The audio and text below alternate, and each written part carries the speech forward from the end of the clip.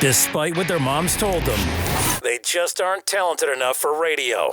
Unfortunately, anyone can have a show these days. Sean. Well, I'm pretty hard to figure out sometimes. In fact, I can't even figure myself out sometimes, so don't you try to. Joe. You're an idiot and really a disloyal person. This is the Cuse Militia.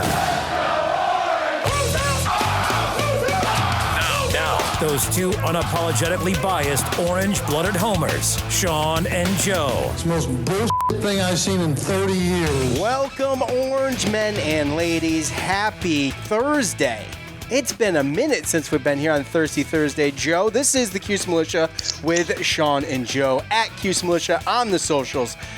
Go there, join the militia, rate, review, subscribe if you would. It makes you a whole lot cooler if you do. Just like all the other really great, cool people who have done so already. We appreciate all of you. Syracuse gets handed their first loss of the year, 79-69 against 21st ranked Rutgers. The Orange will sit at 3-1 after that game. You'll hear from us. We'll hear from you in fan feedback. Plus, Syracuse will be taking on Boston College. Last I saw it was 1 p.m. on Saturday. Their second road game of the season. We'll let you know what we think as Joe dives into that. And a little bit of football news as we will, before we get the show started officially. And, you know, a bunch of fake portal transfer news out there. It was reported Josh Black was going to enter the transfer portal. That's not true. And it was also reported by Cuse Water Cooler that we were going to enter the podcast portal. Also, not true. We are here to stay. I didn't hear that. We are here to, just because you're not on Twitter, Joe. And we are here to say, I would just like to say these vicious rumors have no validity. And, we're here for you guys. We are. It was rumored we were going to cover mixed bowling on Wednesday nights, which would be great.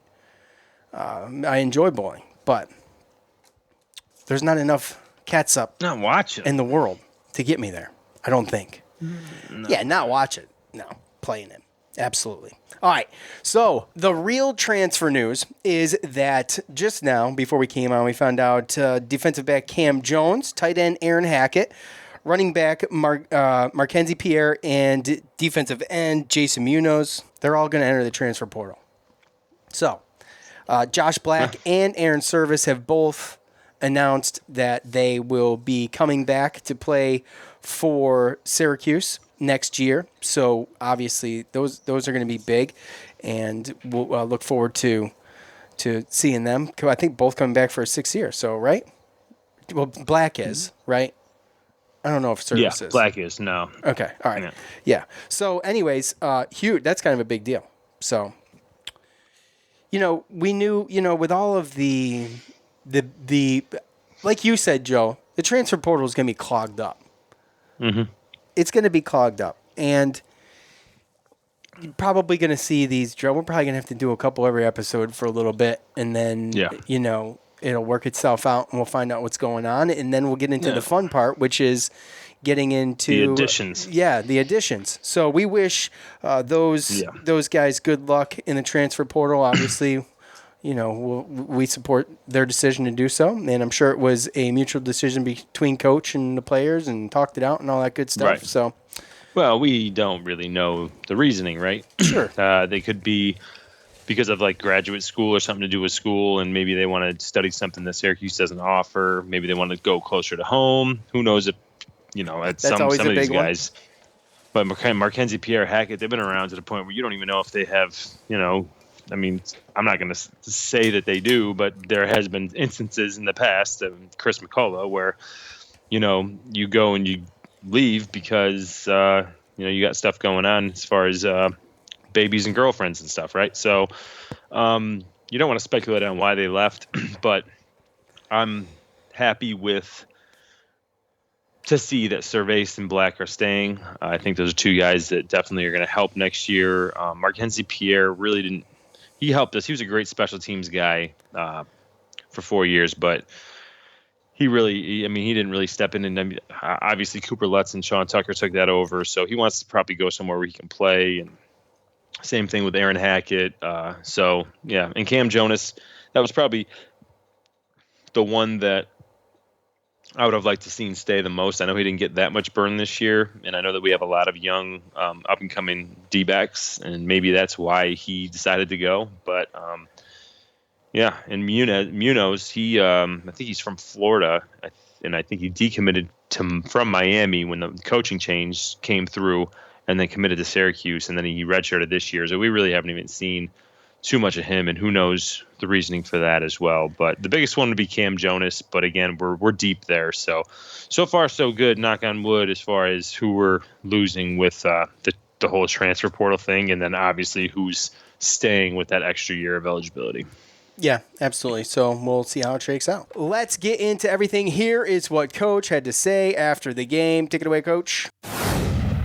First of all, Rutgers is a really good defensive team. They're really got a lot of good players. Defense, got the big guys in the back. I thought when we executed, we really got some good shots, some good looks. They we caught them switching and doubling, and we got layups. Thought Kadari did a really good job first game on the road against a really good team. Quincy, we've known that he can make threes. He just, he hasn't, but he showed tonight that he can do it in games. Marek got us off to a good start. I think our biggest problem is defensively. We get screened, or we just aren't doing a good job at the front of the zone. And when they get in, the forwards are not doing a good job of helping Marek in the lane. Guys shouldn't be able to get layups, and that's on the forwards to get back in there and help. I thought we made a really good move back at the end of the first half, down 10 to get it to 4. I think Joe took, he got frustrated, took a couple of long threes, and Allen took a couple of long threes that we can't take. Those are not good shots. But yeah, they're guarding him. They're not going. Wherever he is, there's going to be a guy on him trying to get him off the line. That's what everybody's going to do. He's going to see that all year. He's got to play through that. And there's some games he might not get shots. North Carolina last year, in the end of the year, he had one shot, made 3 points, but he had 9 assists and no turnovers, and his defense was better. His defense was really bad tonight. They drove on him consistently the whole night, a little bit on Kadari too, but they drove Joe consistently all night. And he can't get lost up in the fact that he's having a bad offensive game and let it affect his defensive game. He's got to be better on defense, period. When we're at Marek at center, we're going to have problems on the boards against good rebounding teams. That's just the way it's going to be, but our young centers are nowhere near ready to play, and we see that every day in practice. So I thought John Bull did a pretty good job in there. He moved around, he got a rebound, made a couple good passes, drew a charge. I thought he did some positive things out there. I feel really good right now from what I've seen. We're 4 games in, and we've done a lot of good things. It's difficult playing without Barama and Buddy, but, we're going to. Ryder was ahead the whole game at St. John's tonight. Bryant is beaten by people scoring 100 points. They're pretty good. Those teams are better than people would want to give them credit for. But the Ryder game's a good indication of when we really play well and move the ball, and we can do some good things. But this is a good team we played. We're down 10 and came back and took the lead on their court. That's good. We did make mistakes, and you make mistakes every game, win or lose. All right, the Coach Montage is brought to us by BetOnline. BetOnline, the title sponsor for the Cuse Militia, for Tie Thoughts, for Armchair Media. Now, you might not be able to get to a game this year, but you can still get in on all of the action at BetOnline. BetOnline is going the extra mile to make sure you can get in on everything imaginable this season, from game spreads and totals to team, player, and coach and props. BetOnline gives you more options to wager than any other place online. Head to BetOnline today. Use the promo code Armchair and take advantage of all of the great sign-up bonuses. BetOnline, your online sportsbook experts. Thank you, BetOnline. And thank you for the Christmas guitar instrumental. I love it. Thank me. You're welcome. All right. So, Joe. Sir. The good. Look, and, just reading headlines, I know this might not, headlines in everybody's comments, I know this might be popular to say after a loss, but when you're missing your starting center and your starting point guard, and you play your first game on the road against a ranked team, there's a good chance you get absolutely smoked.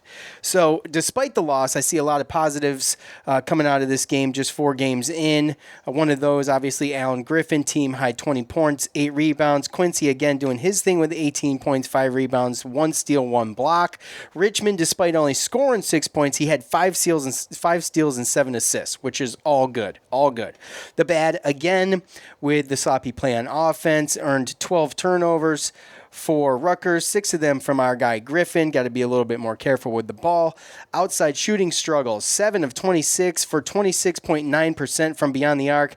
Gerard leading the misses again. He was 1 for 6. The ugly.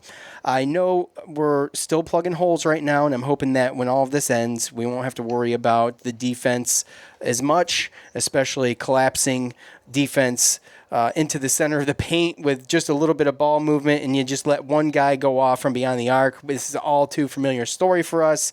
It is predictable.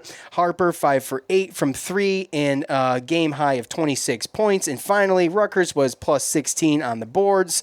And this is going to be a struggle as long as we're playing without Sidimi, let alone him being back 100%. So, that's it. The good, the bad, the ugly, Joe. Not the prettiest game, and of course we would have liked to have our first game on the road be a win, but Rutgers, they've been getting ready for Syracuse for a couple weeks. Actually, their last game they played was on November 29th. They started the season, they played like 3 games in 5 days or something like that, and then they had all that time to prepare for Syracuse, so they've been hitting their practices every day, kind of simulating what the hell they were going to see. And, Syracuse did a good job, too, coming back from 10 down to within 4 at half, and then took the lead in the second, and then just slow decline after that. Some bad shots, poor shot selection. Yeah, and you're looking at a team of Rutgers who they've had, obviously, the best big man, the biggest big man that we've dealt with, right? So Sidibe not being there, of course, that hurts. Obviously, Buddy Boeheim, not a point guard, but somebody who we can rely on scoring a certain amount of points every game. When he missing him, he gets hot. Right. And realistically, I mean, Joe can do the same thing, but I think that Buddy's more consistent as far as getting into a certain scoring range. Joe can go for 20-something, or he can go for what he did against Rutgers, right? And I think that's partly because of the guard. Just fast guards give him problems. His defense is sometimes an issue for sure. Well, and again, we talked about Young and how fast he was, and I just knew that he was going to be a problem, obviously, with Joe, but then also with getting into the lane, and we could obviously see that. Looking at the turnovers, they had 5 more than us. 17 to 12. They just hit a couple threes. I think the game plan for what we have and everything was good. A non-3-point shooting team, and kind of force the team to shoot free throws, right? I mean, I think they shot, or it's not free throws, 3-pointers. They shot more than double the 3-pointers that they have in the previous 3 games. So yeah, they were only at like 40-something, right? For the first 3 games, they were at 24 for this 12 game. of 41 or something like that. Yeah, something like that. So. Right. And they shoot up 24, and just so happens that they had a guy, Ron Harper, make 5 out of 8, and they actually shot a better percentage than they have the whole season. And obviously, that's not going to happen every game, but that obviously has something to do with our defense as well. So that happens though a lot to us, and he hit his first 5 in a row. I believe he hit the 5 he hit. Well, were he was consecutive. on fire, and that was the guy that we had to make sure. We Yeah. had to make other guys beat us, and we didn't do that. And part of that is probably youth, but again, we're having issues with the penetrating guards that come in and get to the lane and then kick out because they just in, and as long as they're the offense or his teammates, they rotate to the open spots, and you're going to have open threes all day long. So that's obviously stuff they got to fix. But to what Jim alluded to, just how we're the people that we're missing, and who we're playing with and against that type of talent, because I believe Rutgers is a pretty solid team. I liked what I saw. I mean, at the end of the game, would they finish like a 16-3 run or something like that? I mean, we came back from 10 and took the lead. So we're only going to get better. Yeah, I mean, look, when I'm watching the game and we get the lead, and I'm like, oh my gosh, here we go. We're going to come down the stretch, make this thing close. And I got, so it was upsetting to watch. It pissed me off. I was furious. And I get furious with Syracuse basketball more than football. First of all, it's faster pace and things happen faster, right? So there's more emotion in it for me involved, So I was just irate. But because the game was so late and I was flustered, I just laid there, right? You're just laying there basically. I can't get to sleep. So I was thinking, I'm like, really, we lost by 10, but it was a late collapse. They really did fight. I think, we're out 2 starters, like I said. I mean, big picture, guys, I think that as far as coming into this game as the litmus test so far for the year, right, that we look at it and we're like, well, let's see what we got. If Rutgers is really a top 25 team, which is questionable to me, then we did pretty damn good on the road. What do you think? You think they are, Joe? I'm just saying that's kind of just downgrading us, right? I mean, why are you saying they're not a top team? I'm saying that because of how well I think we did. In other words, right. In other words, if they are really a top 25 team, then I think Syracuse is going to be okay. If they're not, as it turns out, they go belly up in the Big Ten, then I guess maybe we're worse off at this point than we thought. Well, and the Big Ten gave ACC a whooping. Yeah, right? What was it? I was going to ask you because I know that Clemson won. And someone who beat Purdue, Miami beat State. Okay, all right, and Florida State. Okay, so I think those are the only 3 that I saw. NC State's got canceled, so okay. I mean, the Big Ten took it pretty easily. And Big Ten, they were pretty good last year too. Rutgers was a tournament team last year. Yeah, they absolutely were, and that's what that's what their ratings basically are based off of so far this year, right? Was last year's performance. And who they return and who they have coming in and everything like that. So for all intents and purposes, I don't really see. I mean, I look at Rutgers as a tournament team. I think they're a tournament team. Sure.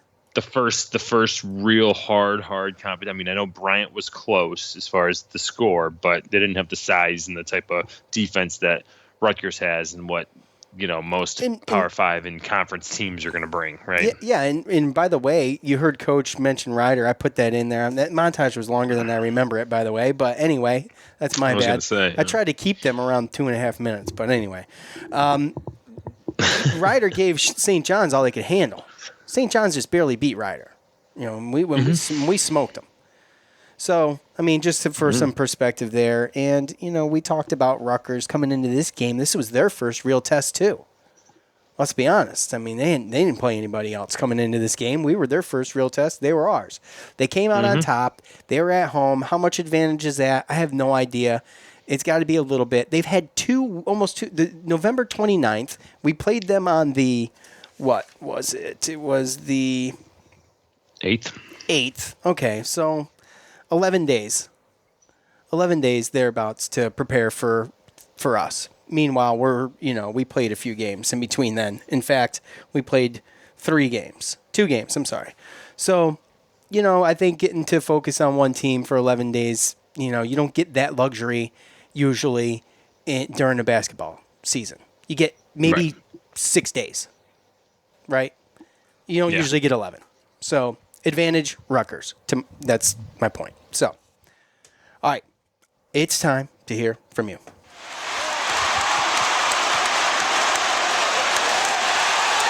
It's time to hear from you, the loudmouths from the Loud House. You guys know what to do. Go to the socials after the game, and you will see us post for your thoughts on the game. Leave those thoughts, and we will shuffle through them and either randomly pick them because we are in a hurry, or we may actually read some and pick them based on their merit. But let me tell you something. For everybody needs to step up their game because if I do have the time, I am going through to read these, and I want the best of the best because I'm not trying to pat us on the back or anything, but the basketball fans have come out of the woodwork, and they are ready to leave their comments. I don't know if they all listen, but it doesn't much matter. A comment's a comment, and there's plenty of responses, so we are not in any shortage of that. By the way, when we first started the show, too, it's funny, because we would try to get people's comments, and of course it was a little difficult, but we went everywhere else. We went to Syracuse's official basketball page for comments. Now we can't even handle what we got, which is awesome. So thank you. Right. At Nick Feely on Twitter, positive has to simply be all the young players that got experience. Biggest negative for me is, that is old, folks. That is old. That is football. At Kevin McKenzie 11, saw some good, promising things. Kadari didn't light up the scoreboard, but he is a hell of a player. Guerriere and Griffin are ballers. Doley is steady. Gerard is a liability. Getting Buddy back will be huge. Maybe Gerard can provide a spark off the bench with Newton. So, this is the talk coming into Boston College. And we're going to see, Joe, is it Buddy and Kadari, or Kadari and Buddy out there in the backcourt? Because, Joe has not been stellar, and Kadari has. I feel like Kadari has made the most of the minutes he's played as a freshman. His defense is awesome. And we don't know what it looks like with him and Buddy in there, really, that much at all. And because of the length of both of them, we need help on defense. I really think that going into Boston College, unfortunately, I think Joe's going to be sitting on the bench. What do you think? There's going to be instances. I wouldn't be surprised if he doesn't just start Joe and Buddy to begin with, but I think he's still kind of in a situation where we didn't have exhibition games, didn't have as many non-conference games. And I know it's a conference game, but I still believe that Jim's going to still sub people out and try to mess with certain lineups. With Buddy being out, I think that some people stepped up and showed that they can play and they can help, and I think that he's going to be intrigued to see what these lineups look like with Buddy in there. I completely agree with the whole Kadari Richmond thing. Playing against, I was a little, I don't want to say skeptical, but I was just worried and nervous that maybe it was because of a situation with just lesser talent that he was maybe playing better or doing better things, but those passes that he had, 5 steals, like you said. Yes, passes. What do you have? What do you have? 6 turnovers, but you can kind of be okay with that when you get 5 steals, right? No, Kadari only had 2 turnovers.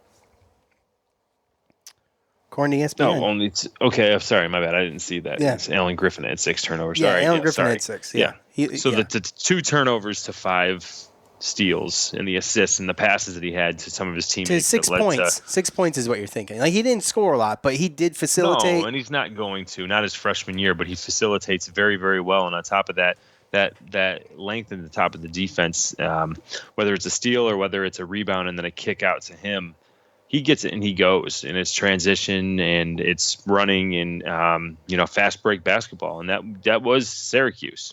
I remember that was Syracuse growing Syracuse. Up. That's all we did. Fast break basketball. Remember Johnny Flynn? Yeah. Oh, it's just that's what it was. From the mid to late 80s on to, I feel like, I'm probably wrong because you remember things so differently as time goes on, but I feel like that didn't really stop up until about maybe like 6-7 years ago, something like that, 5-6 years ago, something like that. I think it's something that he always wants to do, but what do you have the personnel to do it? Right, and that was our problem, and we've talked about it 100 times with the scholarships we lost. Like, that hurt us so much more than I thought it was going to. You don't think so? I mean, we still made some Final Four runs and things like that. We but made a Final Four run. Like, we still made a tournament, and he was still, doing everything he could, though. And that just goes to when people start talking about Jim Boeheim's coaching ability, you can point to that. Because there's not many coaches, I don't think, personally, that are going to be able to do that. Yeah, there's a lot of teams where that happens, and you go down to the cellar for quite a while. Yeah, exactly. So yeah. At Cuse Grad, the last 3 minutes was aft. We had this in the bag, really poor shot selection. Well, when we were up, and it was some quick trip, some one-and-dones, and some sloppy play and some transitions that really went well for Rutgers. And like you heard Coach say, they were letting some stuff inside on our defense that they really shouldn't be. And you just felt and saw the momentum shift. A lot of it was speed, I think, too, towards the end of that game. And, the shot selection I was a little upset with. I'm shooting threes in a situation like that when you're up. I don't know. Deep threes. Yeah, and it's just, it's one of those things that I think, these kids, they got the earful. They got the glare. They know that wasn't right. But at the end of the day, too, you play the other side of that, and you're like, well, if Joe Girard hits that one or Alan Griffin hits that one, then they're heroes, right? So it's like... Or if Rutgers just shoots their percentage, right? Exactly. Or if you just get on Ron Harper Jr., exactly. Right? Yeah. So at Orange Faithful, losing to a top 25 team on the road without two starters makes sense. Struggled with the shot selection, zone rotation, Mark, early foul trouble, and Joe looking more like the first two games. Free Buddy Boeheim. So, I mean, that's it pretty much. The Mark really got it going though early, and you thought that he was just going to be on fire. And then he does very Marek things, and all of a sudden he's got 2 fouls, and he's got to play with 2 fouls for the rest of the first half. So, and that's that in a nutshell. Yeah, and there was some unfortunate offensive rebounds and like long rebounds that we didn't get to. And again, you have 2 6'11" guys on Rutgers where they can just sub in and out, and they're both like, God, at least 50 pounds heavier than Mark. The whole thought process was to get those guys in foul trouble, and we really only managed to get 3 out of their starter there. Omar Yuri, or why'd I even try? Why? Why did I even try? I don't know, but I love it. Keep going. I don't know how. No, I know. You were pretty close. I had to have been a little close. Only 3 fouls on him, though. And, it is what it is. It's just... Yeah, I think he got some quick fouls, and they brought in Johnson, and Johnson got 4, really too. Good. Yeah, he got 4. He ended up with 4. No, he ended up with 4, but he had 11 points, 12 rebounds. So, I mean, pretty good day. Yeah, absolutely. And, I mean, having that size in there, it's tough because we don't have a lot of guys that can finish down low unless we run certain things. Again, a lot of that's Kadari Richmond. Kadari Richmond, to me, brings a different type of option of basketball to the game. And I spoke about it, I don't even know, after the first game, after the second game, something like that, after Niagara, that I thought that it was only a matter of time before he starts or at least gets significant minutes. But I feel like defensively he's the best guard, and I feel like offensively he's the best point guard. I still am along the lines that we have Buddy Boeheim and Joe Girard. We have 2 shooting guards, different sizes, that are up there trying to fill the point guard spot. So. Yeah, and then we haven't really had a true point guard for a minute. So, at K Nabiwaniak, Girard is Girard a slower, less athletic version of Trevor Cooney? Both were touted as great shooters in high school, but struggle to shoot well in many college games. Both are capable of going for 3 for 30 every game. In his defense, Trevor was definitely a much better defender, though. I've made the comparison to Cooney with Joe before, but just in the aspect of him being a streaky shooter. Like when he starts good, he usually finishes good. That's how Trevor was. And I don't know, man. There's a lot there that's kind of the same thing. They're both not real big guys, But I don't know. You don't know? To me, Trevor was way more athletic than Joe. I mean, he was going up and dunking. He was like 6'3", and I felt like his energy and his motor was always there, no matter how bad he was shooting. Well, So to Kyle's point, his defense was better than Joe's. Let's be honest. Joe struggles to get going with his shooting and on defense. He gets burned all the time on defense. To me, like I said, Cooney's motor was just crazy. And we've talked to Tyler about this, and he's, he was friends with Cooney and stuff like that. And he was just, he was a crazy athlete as far as being able to go up there and dunk. I believe he was 6'2", 6'3", so he was taller than Joe. And it didn't matter how he was shooting or playing. He always had the energy, and he kept going. And to me, it just seems like Joe lets his offensive game kind of dictate or get in his head for the defensive game. If he's not shooting good, it looks like he's out of it. Doesn't it look like it to you? Yeah, it looks like the only one seeing that. Or? No, he's a deer in the headlights when he can't get done. When he can't hit his shot, it just seems like he gets down on himself. It's a body language thing, and if I'm wrong, then I'm wrong. But no, I feel like there's some you know what I'm truth to saying, that. right? Like sometimes you get a little body language thing where it's people don't know that they're doing it, but you're showing it, and maybe that's not the case. He looks bummed. He looks bummed out. Mm-hmm. Yeah, because he's obviously you just got to you score that many points, man. Score that many points in high school to get to where he is now, and see how that's frustrating. And I know fans are frustrated with Joe, and it's kind of one of those things where he's going to this. I feel like this will end. This isn't going to be his career. I really do. No, I really think he's out of position. I really do believe that. I don't. All this talk about Power 5 conference, he's not a Power 5 player and everything. I absolutely think so, without a doubt, that he is a Power 5 player. He's on a team that he should be on. He can play in the ACC. I just think that sometimes you give a player certain responsibilities that they might not be, used to doing, or maybe they're just not comfortable in that role. And I just don't know if necessarily that's the best role for him as far as being a point guard, being a facilitator, because he wants to shoot, he wants to put up those points, and that's just kind of the player he is. He needs to be set up. He needs to be facilitated. Right. Yes. And maybe there's just a lot of pressure on him right now. Maybe it would make sense to have him come off the bench, start Kadari, start Buddy, a taller, lineup, and have him come in, with subs, or if he's playing against maybe tired starters, and come out there and go out there and say, all right, go rip the nets, bud. No pressure. Yeah. You're coming off the bench. Sometimes that does it does a world for people's confidence. And Coach realizes better than us. We're not Coach. And he realizes how hard he's getting guarded, and he realizes that's probably a lot of his problem, because everybody knows he can shoot. So, and I can only imagine how he's seen him shoot in practice. Right. There's probably days where he don't miss. Yeah, right. Exactly.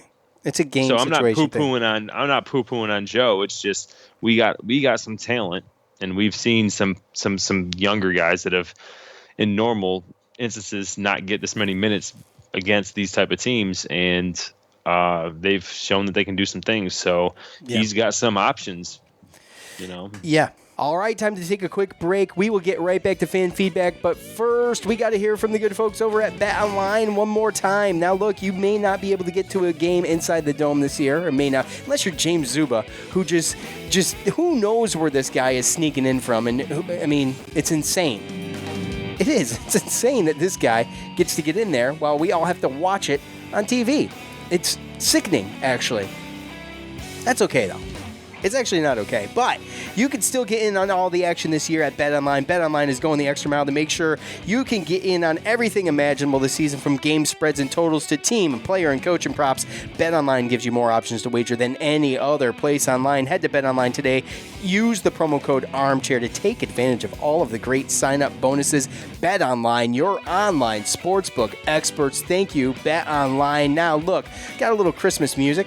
It's time. It's Christmas time. Or it's whatever. It's Hanukkah. Hanukkah started today. So it's time to gear up. Get yourself the gift of shaving this holiday season. I'm talking about Manscaped Perfect Package 3.0. This revolutionary company, Manscaped, has redesigned the electric trimmer. Their Lawnmower 3.0 has proprietary advanced skin-safe technology, so this trimmer doesn't cut the nuts.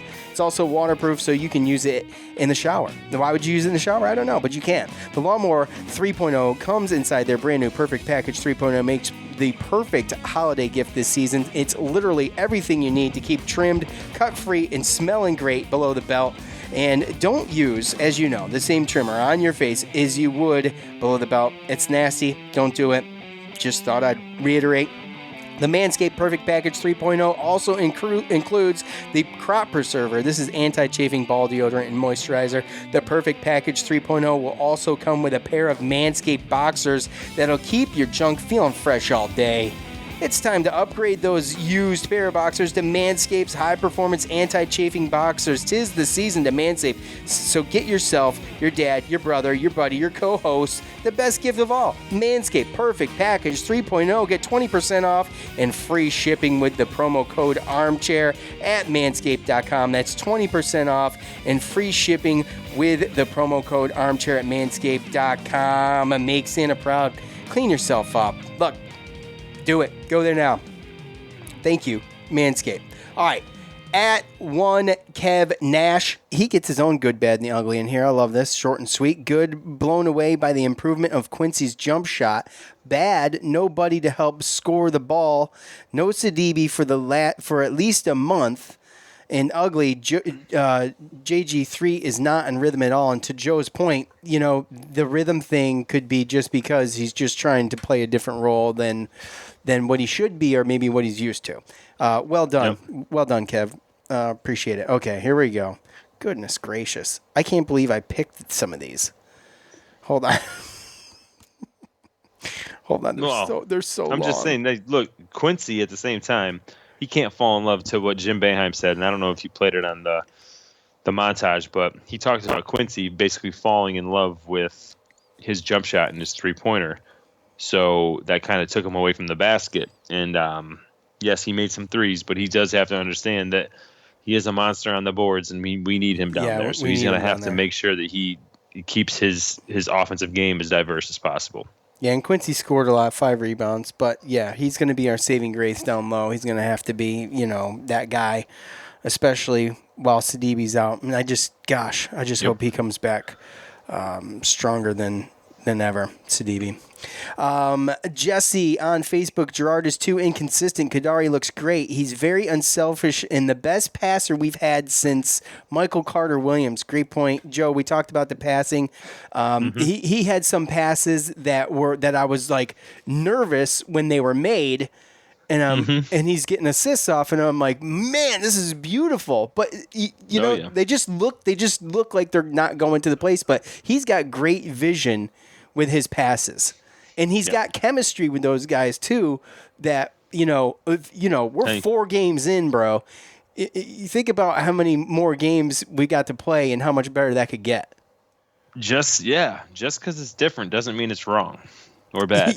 Right. That's a situation where he's just a little bit different. He's unorthodox. His game is a little different. And you have to understand, too, he didn't even really get put in the point guard role in high school until 1 or 2 years ago. Like, he's not even really that far into that. So he's not going out there looking to score. He's a very humble, quiet kid, and he's going to do what he needs to do to get playing time. If that means going out there and getting 5 steals and 7, 8, 9, 10 assists a game and not care about that scoring column, then, that's what we need, And again, that's where the fans see. That's what the fans see. The fans see Gerard and his body language in 1 and 8, and they're like, that's the point guard.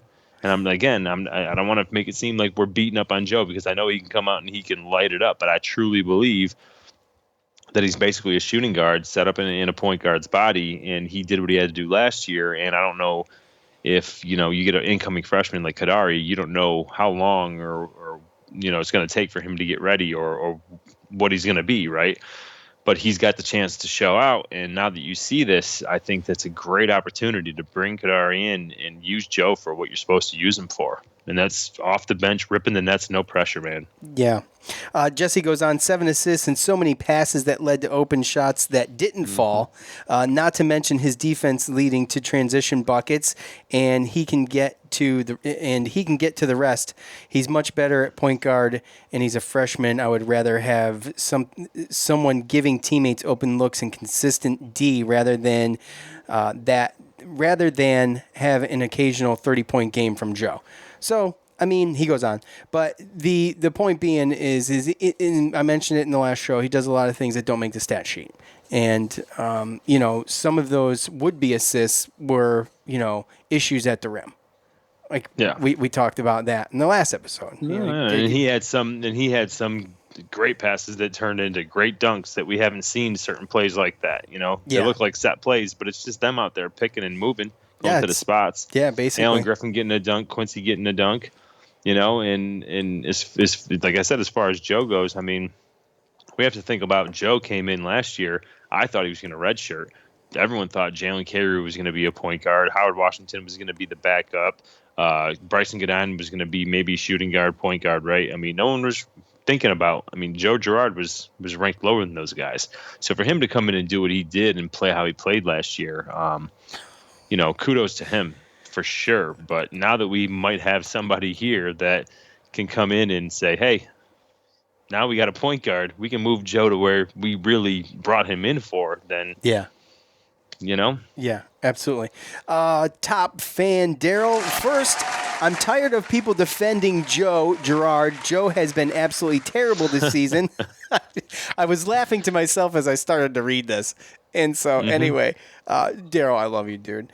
I'm pretty sure tonight Joe had more turnovers and missed baskets than points. Well, yeah, he absolutely did. He did. Syracuse beat themselves. Rutgers didn't beat us. The team to entirely too many took entirely too many bad shots and had some really stupid turnovers. Rutgers, the entire first half, just kept driving the ball into the paint and just kept kicking out for the 3 balls. Yeah, we talked about it. That was obviously their strategy, and that's going to be the strategy for everybody going forward, is to drive that ball, kick it out to a guy who can make an open 3. And they've got to just be disciplined. And it's hard because they flock to the ball. You just got to be disciplined, right, I guess, to just stay in your spot. You have to be there. Someone has to be there. At least if you're getting hands up or something. I mean, Harper was getting open. Like, I mean, I think maybe even I'd hit the rim at least. Yeah, and that's my biggest worry is that, like, as a coach, I know that they were telling him, like, don't leave this guy open. Yes. This is the one guy that you can't leave open, and he still got open and made shots. And that's like my one biggest concern about that. Yeah. Daryl goes on. I'm sorry. We've talked on these so much that I want to get to at least a couple more here before we do Boston College. Steve on Facebook, right. JG3 working his way to the bench, slow on D, poor shot selection. D did stiffen in second half. Bench contributions a positive. Overall work in progress. Buddy comes back and no more Rona problems. This may be a good season. Well, that's key, right? So we know what they are doing as far as the contact tracing and all of these things. As far as we know, the protocols are still in place as far as a 14-day quarantine, and they've just got to be careful. Obviously, if they want to play and have a successful season, they're going to have to be extra careful. The bench, I feel really good about it this year. Even playing Rutgers, I didn't think he'd play as many guys as he did. I thought he'd keep it a little bit tighter, maybe 6 or maybe 7. Well, they really didn't. I mean, he had a Jacques in there. And Woody Newton, too, making the most out of his 9 minutes with 6 points, too. We haven't mentioned him yet. Really impressive. Right. And you've got these 2 freshmen in Richmond and Newton who are just going to be stellar, I think. By at some point in this year, I think Newton shines more than he does now even. His minutes are only going to go up, in my opinion. Jason, you have anything to say about that? No, I mean, they could. It really just depends on once the DB comes back. I mean, Mark and Quincy are still going to have 30-plus points a game, but minutes. Sorry, yeah, minutes. But it's good to know that we got a freshman that can shoot three. Yeah, exactly. Yeah. Jason on Facebook, what did Dolezaj and Girard do? Got two bench players when they are playing like crap. Ball should have been in Griffin's hands every time down the last 4 minutes. He was the hot hand, and I don't think he really shot. And maybe once in the last 5 minutes or 10 minutes. I can't remember what it was, but it wasn't a lot. And I guess he either wasn't getting open looks or people were trying to do too much everywhere else. But the problem is you can't just bench Dolezaj because you really don't. Someone that can play defense like Dolezaj's got to stay out there. And you heard Coach in the montage let everybody know that he hasn't seen anything from the young centers yet, and even in practice. So he's going to obviously know more than us on the level of skill of some of these younger guys. And the key obviously is going to be Sidibe. And that was just an unfortunate situation with him. But looking at it from a 30,000 foot view, we talked about it before, that whole thing with Sidibe could have been a whole lot worse. And, we just wish him a speedy recovery with the meniscus and, get him back, and we'll see how it goes. But those freshmen, not even freshmen with a couple of them, but they're going to have to step up. I mean, Braswell, Ajak is looking like the one that's going to be the one stepping in there, right? If anybody. So far. Yeah. And, Anselm had some shots or some opportunities, but looks like Jean Bolajak, and we'll just have to see. And they can go game to game. I know. It's going to be just... It's all going to depend on what he sees in practice. Yeah, exactly. So, all right. Thank you to everybody who participated in fan feedback. We appreciate all of you and some really good stuff there. Like I said, keep it tight. Keep it unique, and that's what I'm looking for, because there's a lot of them now. There's a lot of them, so it's hard. It's so hard to choose, and I try to be as fair as possible about it.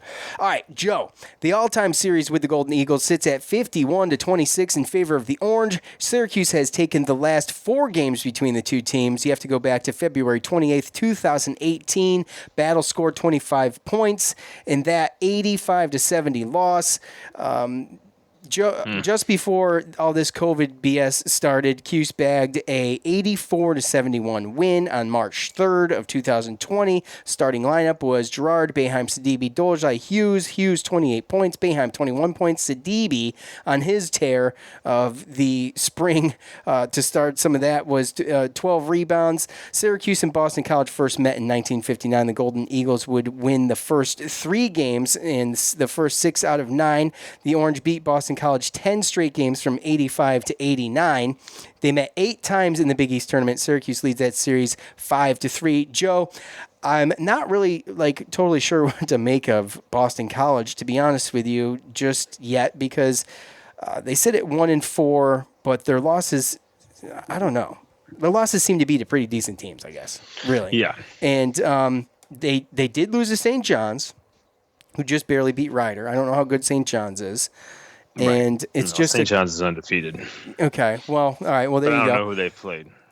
Okay. Right. And so when you look at who Boston College has played, though, some pretty good teams early in the season, and it's just hard to get a gauge on them. So what do you got? Right. Well, I mean, what they lose? They lost to Florida, Minnesota, St. John's. I think there was another good team, and they beat Rhode Island. Boston College, Jim Christian's back for his 7th year. They had an injury early to, I forget his first name, but Adams. He was a transfer that was supposed to kind of help the team, and don't really know where it's going to go from there. But they've kind of been a thorn in the side of some teams. They lose games that they shouldn't lose, and then they win games that they shouldn't win as far as ACC play goes. Villanova again, was the other one, by the way. Oh, yep. Villanova. I was grabbing a frosty beverage, and I was muted. So, yeah. Number 3. So this team basically, for the most part, has kept the same starting five for all the games. They have Makai, Ashton, Langford, guard, transfer from Providence, so we haven't seen him. Don't really know how good he's going to be, but he only averaged about 9 points a game, but I know he's got the most assists, along with guards Jay Heath and Winston Tabbs, who's basically averaging close to 30 points combined a game. Those are the other guards. And then they roll out 6'7" forward CJ Felder and 6'8" forward Stefan Mitchell. Sorry. That's the guy that I always worry about. Yeah. He's that guy for Boston College where I'm like, this guy still is playing. It's like, I thought he was right. You know what I mean? Yeah, he reminds me of old boy from UNC. Well, come on, help me out. All over the place, huh? The old boy from UNC was like, man, this guy still plays? Who, Tyler Hansbrough? No. Guy with the beard. That's Tyler Hansbrough, too. Huh? Oh, Luke May? Yeah, Luke May. Yeah. Yeah. But, I mean, they have a decent starting lineup. It's just obviously they go short, right? So, I mean, 6'8's their tallest guy there. And they've really only gone about 7 deep. They bring James Karnick off the bench. He's a 6'9 senior transfer from Lehigh. And they also have sharpshooter, 3-point sharpshooter, Rich Kelly, coming off the bench. Yep, exactly. He's 6'1 senior, and he's a transfer from Quinnipiac, in which he shot, he shot a career, 40-something% at Quinnipiac. I think it was 39% as a freshman, 45% as a sophomore, and 42% as a junior. I'm sorry. It's 31%, 45%, 39%. Either way, he's averaging pretty much around 40% for his career. He comes off the bench and shoots a ton too. So the good part about the situation in this team is that we're going to have kind of the height advantage, and we're not going to have those 6'11" animals from Rutgers. We're going to have to try to box out with Mark and everything like that. Now, obviously, Stefan Mitchell, he's active, and he's definitely plays bigger than what he is. But we're not dealing with 2 6'11" guys, right? But the bad part of this is that they start 3 guards. They got guys like Tabbs and Heath in the starting lineup that can both shoot threes, and then Rich Kelly coming off the bench. So, kind of where I'm going with this. There's obviously got to be a huge change in our offense our defense, because we know where we've gotten killed, right? Mm-hmm. Now, whether or not they got a guard, like whether or not this Ashton Langford transfer from Providence or some of these guys can get in the lane to allow those open 3-pointers, that's a different story, because Rutgers guard Young was really, really fast. But nonetheless, if they see the tape and they know their team, that's how they're going to play. They're not going to beat us on the boards or in height or anything like that, but they can spread us out and they can hit threes if they get that penetration. So that's going to be the main thing. They got guys that can score. It's just we have a situation where we have the height. So we got to be able to use that stuff to our advantage. But first thing first, like if we're not, unless Boston College just comes out and completely just shoots a crappy percentage, that's the first thing we need to stop. Right. And obviously, disciplined defense. It's our biggest problem. We haven't had too much trouble scoring. It's the discipline. And also, we get Buddy back, Joe. So here's my exit question, okay? As we wrap things up. Coach has said, Buddy has been probably practicing in hitting the weights and things like that more than anybody. Right? So he's at Coach's house. Coach got a court.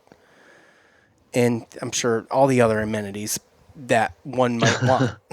Right? So, Buddy quarantining and just shooting hoops, angry, with a chip on his shoulder. But being out of game, hopefully keeping his cardio up. Right. And keep conditioned and keep the stamina up. But out of game preparation, Joe, is that going to be? How do you feel about Buddy coming back? Well, how do you feel this is going to go? Is he just going to light it up? What are we going to see? You think? Just opinion. You don't have to overthink it. Well, at this point, nothing with him would surprise me. I think if anything, Kadari Richmond, the emergence of him and some of these other guys and what they've been doing, I think where he loses is playing the actual game with the team and getting that, just like we talk about football all the time, getting that continuity with that team. That's where he loses, because he really hasn't played a lot of time on the court with Kadari, and lo and behold, that might be our best lineup. Mm-hmm. So again, now you're talking about maybe Boeheim has a change. Jim has a change of heart as far as, well, I want to start Kadari. I want to have him in there. Well, Buddy's never been in there with Kadari in a live game, right? Right.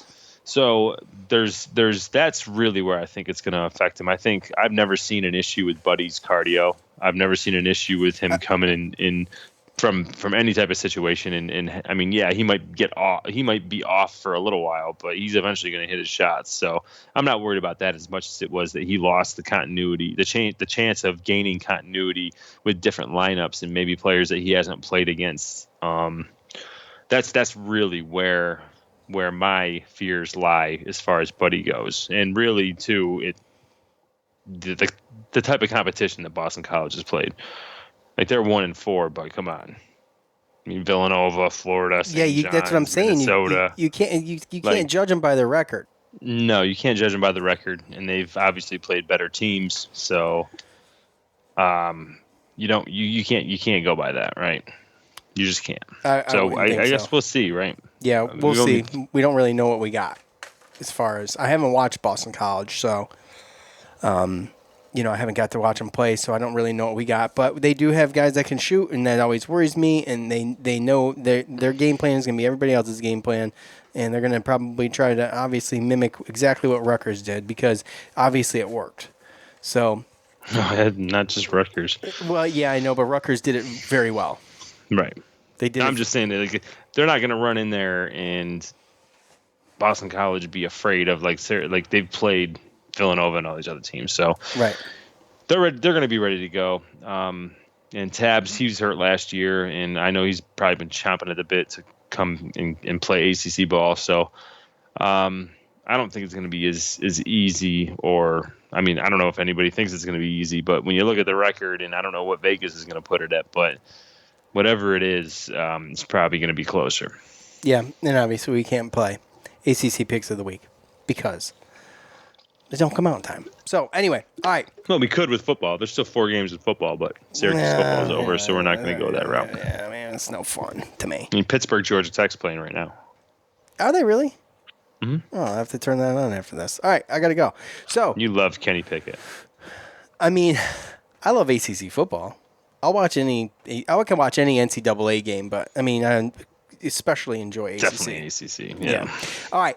I want to thank all of you for your participation and fan feedback, and obviously thank you for listening. I want to thank the Bet Online, manscaped.com, and that's it. And I want to thank Joe. He's pointing at himself. I'm going to thank him, and that's it. For Joe, I'm Sean. We're out. Peace.